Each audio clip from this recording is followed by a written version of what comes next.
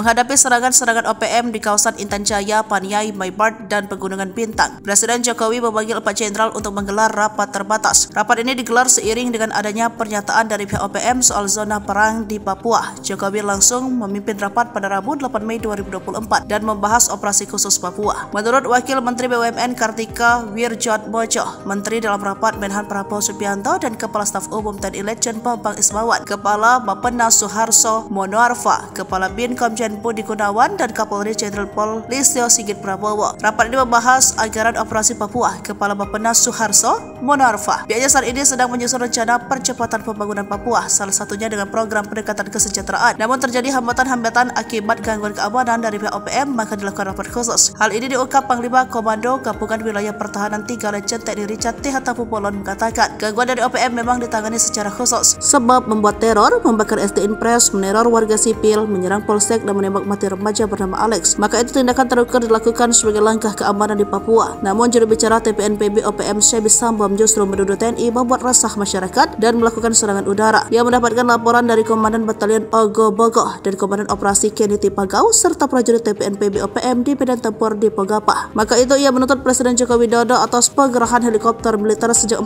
hingga 5 Mei 2024 dan mengejar TPNPB Komando Daerah Pertahanan Intan Jaya. Serangan balasan ini dilakukan setelah kelompok bersenjata itu menyerang pasukan TNI Polri di Kampung Pogapah. Dalam hal ini, Presiden Indonesia dan Panglima TNI segera klarifikasi sesuai standar hukum humaniter internasional tutur Sebi. Sebi menjelaskan pemerintah Indonesia segera bertanggung jawab atas pembakaran 3 rumah warga sipil di Pogapah dalam serangan militer tersebut.